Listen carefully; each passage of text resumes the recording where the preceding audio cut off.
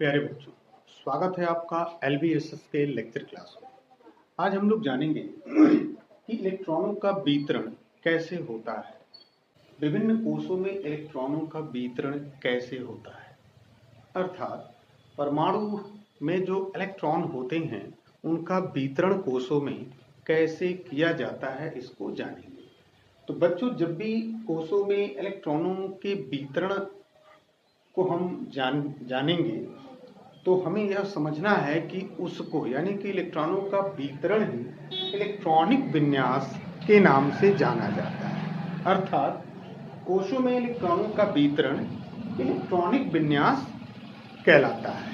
मतलब हम कह सकते हैं कि परमाणु के कोशों यानी कि सबसेल कह सकते हैं या ऑर्बिट कह सकते हैं, उपकोशों जिसे सबसेल बोलेंगे तथा कक्षकों जिसे हम लोग ऑर्बिट्स बोलते हैं में इलेक्ट्रॉनों का वितरण ही परमाणु का इलेक्ट्रॉनिक विन्यास कहलाता है। ठीक है, तो इतना तो हमने जाना कि इलेक्ट्रॉनिक विन्यास का मतलब परमाणु के भीतर जो इलेक्ट्रॉन होते हैं उनका कोशों में बंटवारा कैसे होता है, ये इलेक्ट्रॉनिक विन्यास कहलाता है।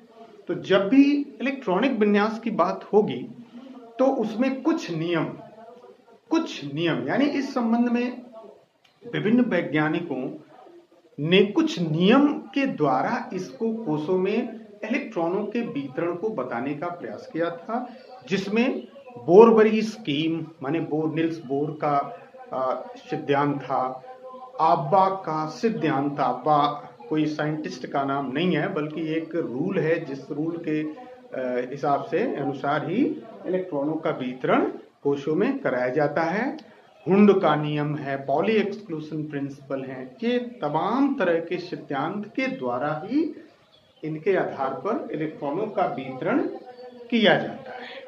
तो यहाँ पे विभिन्न कोशों में इलेक्ट्रॉनों का वितरण और करके हम लोग दर्शा सकते हैं, और तत्वों का इलेक्ट्रॉनिक विन्यास हम लोग बोलेंगे। क्यों बोलेंगे? तो क्योंकि इलेक्ट्रॉनिक विन्यास का मतलब ही कोशों में इलेक्ट्रॉनों का वितरण से है।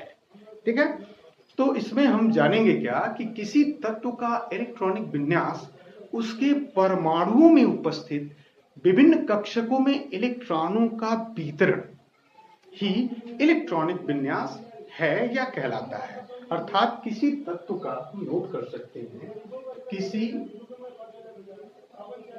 किसी तत्व का इलेक्ट्रॉनिक विन्यास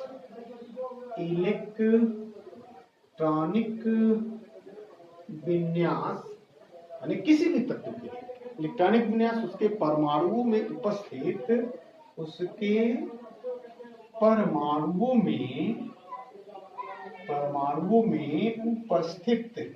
क्या उपस्थित होता है? तो इलेक्ट्रॉन परमाणु में उपस्थित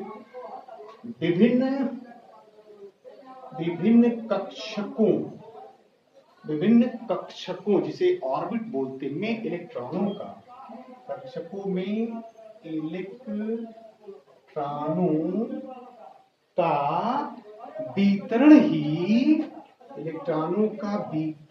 ही इलेक्ट्रॉनिक विन्यास कहलाता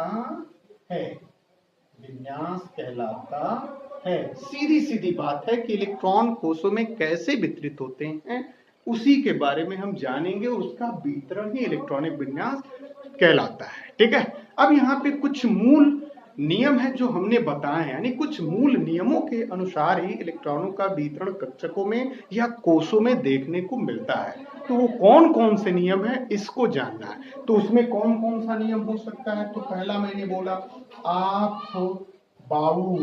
आप बाउ सिद्धांत लिख लो, ये आप बाउ का सिद्धांत होगा। आप बाउ सिद्धांत हम लोग इसमें जानेंगे। फिर N+L रूल है, N+L, N भी पढ़े L भी पढ़े, N+L सिद्धांत, इसको भी हम लोग देखेंगे। इसके आधार पर भी हम कक्षकों में इलेक्ट्रॉनों का वितरण देखेंगे। सिद्धांत बोलो या नियम बोलो, नियम N+L सिद्धांत या नियम। ठीक है, नियम ही बेहतर होगा। और तीसरा हम इसमें देख सकते हैं पाउली का अपवर्जन बोलते हैं, अपवर्जन सिद्धांत, पाउली का अपवर्जन सिद्धांत, पाउली का अपवर्जन सिद्धांत। चौथा भी सिद्धांत है, नियम है, जिसे हम लोग हुंड का अधिकतम बहुलता का नियम बोलते हैं। हुंड का अधिकतम, हुंड का अधिकतम बहुलता, एकदम बहुलता का नियम।